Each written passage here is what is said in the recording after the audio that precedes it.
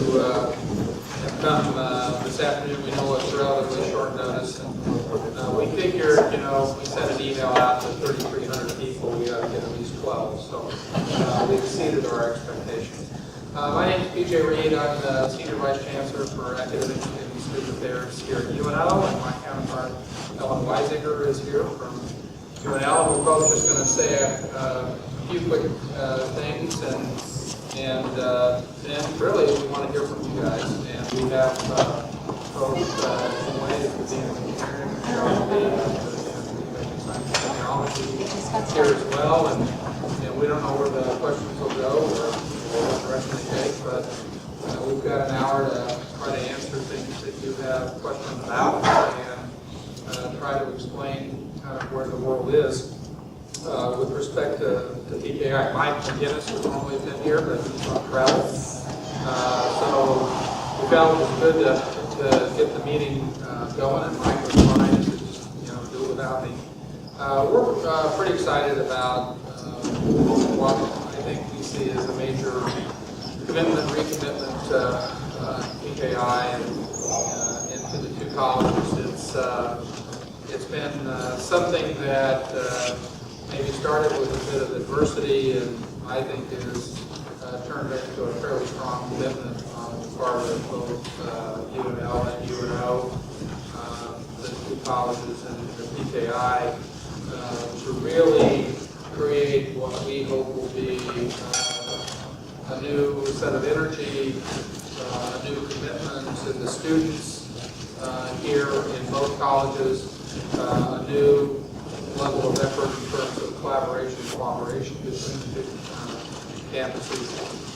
Ellen and I are committed to that, the two chancellors are committed to that, the two deans are committed to that, and Mike's committed to that. And to me, that's really where it's all about. What's the commitment of the University of Nebraska really to make this what is already a very successful institute and what are two very successful colleges and make them even more successful. So I'm just going to turn to Ellen and let her kind of give her 2 cents.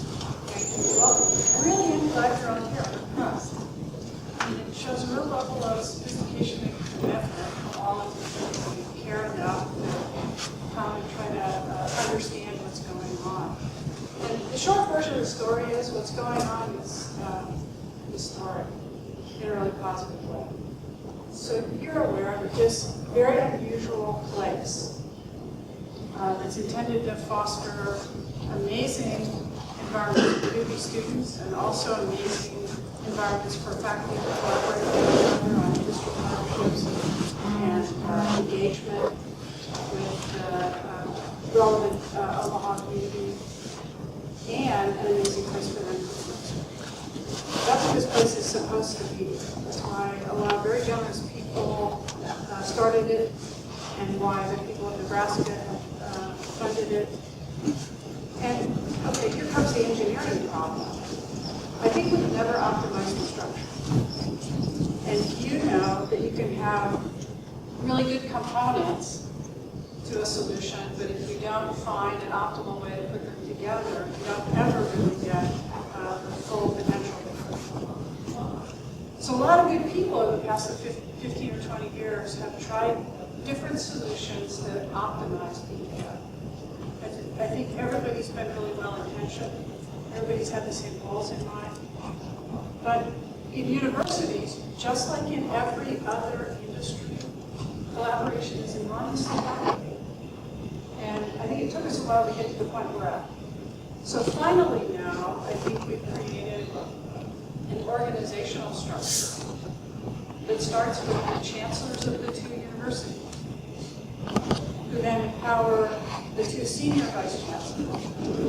You have to understand what we do on the entire academic structure, right? Okay, so every college, every department, every major, every faculty member, every student reports to BJ at UNO or me at UNL. So we're kind of a combination CEO, COO of the academic enterprise. Probably the right people to have involved in ensuring that, the two campuses fully optimize their collaborations.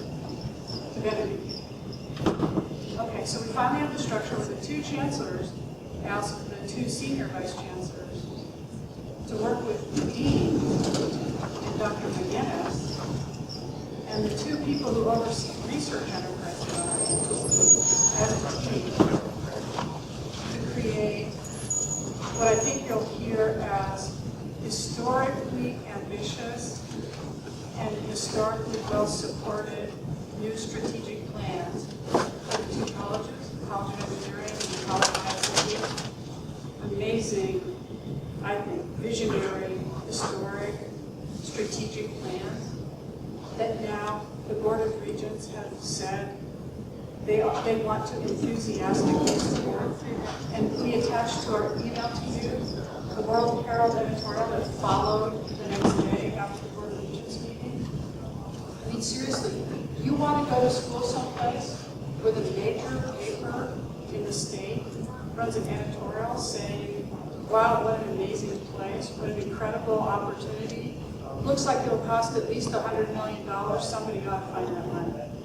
Really fantastic place to be seen. So I think finally, we're going to be able to build on the existing excellence of PKI and create quick additional advantages for you, and then long-term additional advantages for the students who follow you. Those advantages will make your diplomas more valuable. So that's really what we're up to. So we got most of our team here today, and I know that you have probably particular issues on your minds that you want to talk about, and we're prepared to stand and be transparent with you about questions that you have. Denise, you want to say a few words? You want to talk a little bit about your college strategic plan?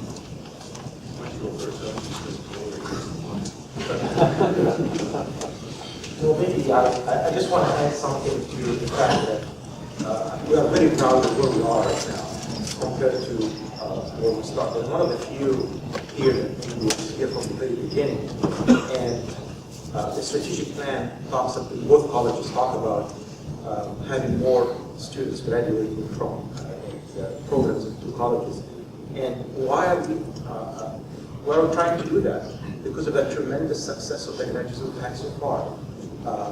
This is really important that we have a great product, and this product has been sought after by many industries, local, international, and national.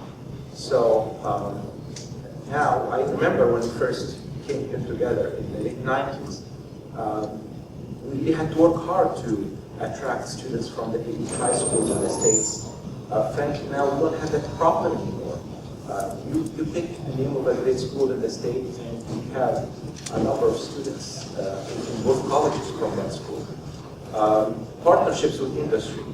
Again, we were an unknown commodity in the late 90s. Now we are in a place in which many industries are really working hard and to work with us. And we are both synergistically trying to help each other achieve our goals.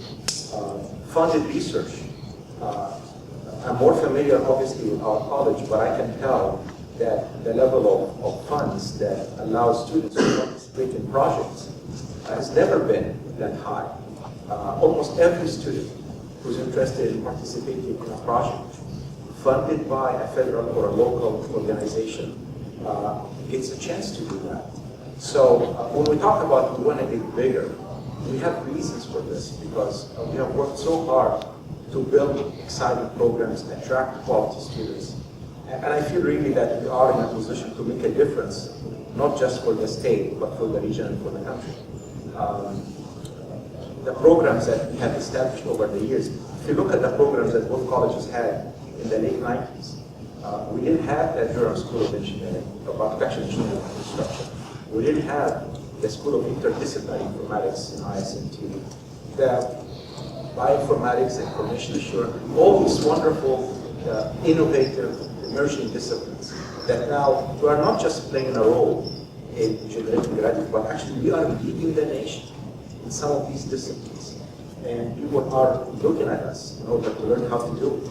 So we are really excited about where we are, but clearly we need to do more. So because we have a great product, we need to create more opportunities. So you'll find that in both strategic plans to grow, and it's not just by having more students. It's recruitment, but also retention. Retention means work with you to make sure that you are in the right place, you are in the right degree, you are learning the right things to be successful.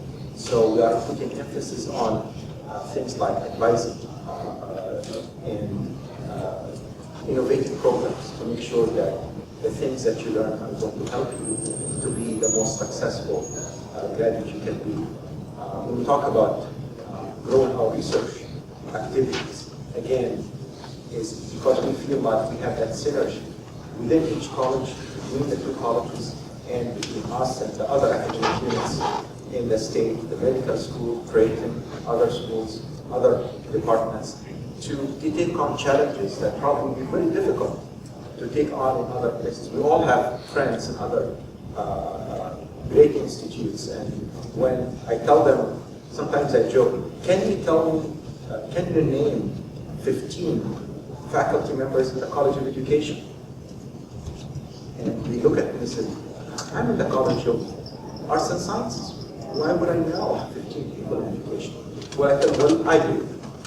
I know almost all the College of Engineering colleagues here.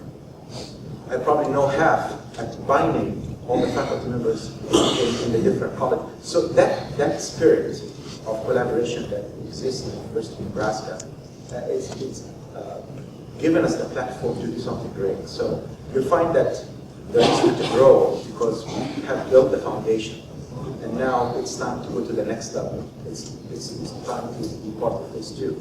And at the end of the day, each one of you would benefit from this because you would be known as a PTI grad, as an ISMT grad, or COE grad. And that would mean a lot. You'll find good jobs, you'll find good opportunities. And hopefully you'll be part of recruiting for us so we can continue to grow and make the difference we hope to make. So these are my 2 cents. Dean Wei. There's been a lot that's been already said. Let me just add that we'll just start out with the statement that I think we all agree with is in the College of Engineering, we've not done a very good job historically of really connecting with industries across the state. And since most of the industry is right here in Omaha, that means disproportionately we've not done a good job of connecting to Omaha. We've not done a particularly good job of pulling together as a single College of Engineering. And so consequently, I think irrespective of whether you lay your head down in Omaha or lay your head down at night in Lincoln, we've not done a particularly good job. We certainly haven't done an outstanding job of providing you with the best education and the best opportunities that we could have. And you as the students have an obligation, or we have an obligation to you as the students to do the best job we can of training you and using our resources as effectively as possible. So let me just point to a couple of things that we've been working on. This whole idea of connecting to industries in the state, we've identified actually with Dr. Ali and I, have identified construction and the infrastructure industry as a major focus that engineering simply, and PKI in general, simply cannot ignore. And so you probably have seen posters around, I don't know if I don't see them right here, but the Building the 22nd Century Workshop, which will be October 14th to the 16th. Amazing group of speakers, right? The CTO of Google, the former commander of Afghanistan, three of the world's most prominent architects, Henry Cisneros, former